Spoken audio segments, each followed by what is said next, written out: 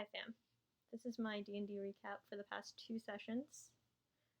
I skipped doing one because it ended on a cliffhanger, and also this should have all been one big session, but we just hit a time where we had to stop. So this all goes together. It's the continuation of Little Alchemists of Eldritch Horror, which I talked about a little bit in my last recap. I got notes, so forgive the pauses while I ramble a bit. So 2 sessions ago, we started with another dream, this time in the library. The librarian in a yellow cloak, but it doesn't sound like him. It sounds like the dream from the other night, which I think is supposed to be Hester, but I'm not entirely sure. He says, "My children have made a mess of things, but I'm confident you'll put them back in order."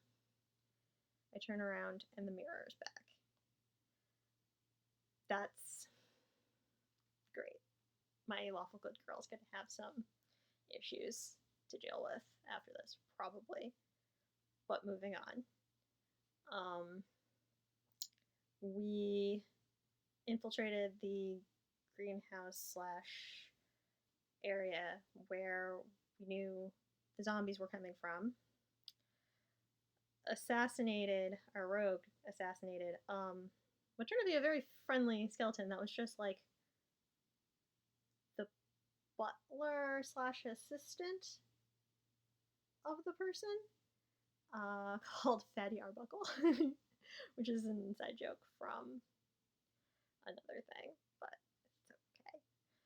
We killed some plants, and we found a dwarven vampire, and that's where we ended that session, which is why I didn't really want to just do a video on that, because it literally would have been like, we fought some stuff, that's the end of the session, 30-second video. It took a while to do. We did a bunch of things that weren't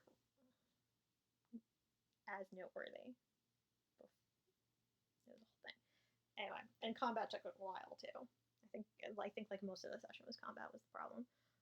Anyway, so this past session, we pick up where we left off, facing off with the vampire. Our guest character, Jukebox, was with us and cast Modify Memory on the person, and it didn't work quite the way he thought it was going to, because there was some kind of weird magic thing that wasn't allowing a memory to be implanted. But she did forget who we were and why we were there, which we worked to our benefit, and we kind of talked our way into like, oh yeah, we're testing your security system.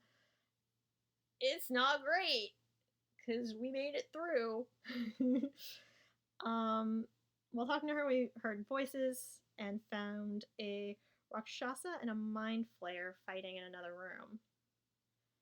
And the Rakshasa asked us for help, and we didn't see a reason not to. It's like, they're both dangerous, but the Rakshasa will chase after us if we kill it when it, like, resurrects itself.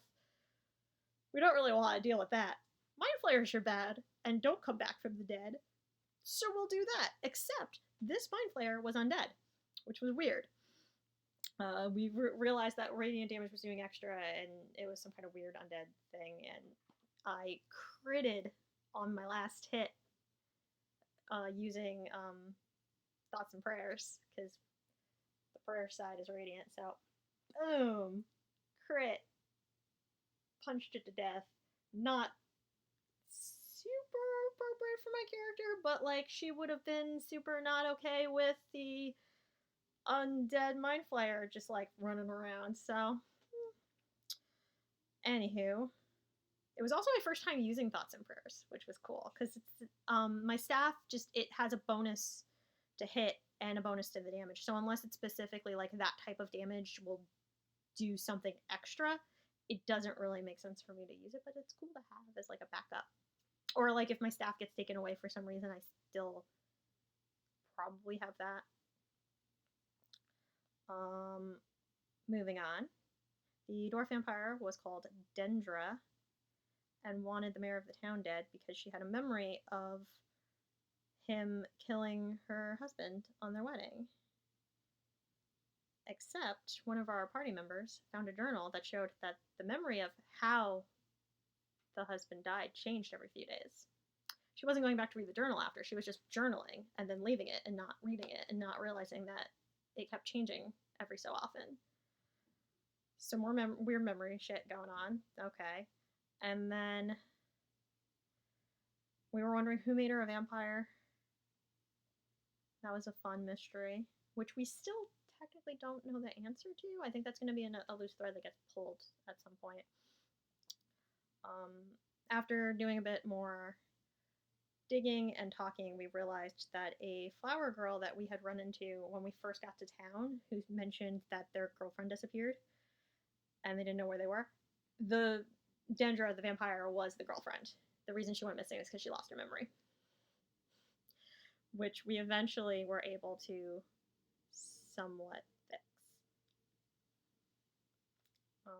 She also had a scar from a mind flayer on her, which we don't know how she got. We were wondering if maybe the undead mind flayer we found earlier is somehow connected to it. This is all threads that we're gonna still have to deal with in another session. And my DM, bless his heart, knows that I don't always remember things too well, so he reminded me about my dream from the session before, and specifically the quote, "My children made a mess of things," which was possibly referencing the Illithid, are his children. Because I had another dream in the Underdark, which I'm a drow, and I decided that I did live in the Underdark, but not for relatively not that long. I mean, in my lifespan. I would have left, where there's actually some debate about how elf timelines work, and do they still age at the same rate, or does development take longer since they also have longer lifespans? Like, a human at like 18 or 20, at least in our world, that's around when they'd like go off and do their own thing. Would it be that early for an elf, or is that still super young for them? So I'm still a little wobbly on ages, but I did decide that my elf left pretty much as soon as she could have. She just didn't. She wanted a combination of she wanted to go out and explore and also didn't completely fit in. No tragic backstory or anything though. Just I'm a curious little elf and I want to go explore the world. And even though sun hurts, I just like cover up. And then I found the monastery that I'm currently at and have been there ever since. But anyway, so Dream in the Underdark. There are 16 Illithid around a brain arguing.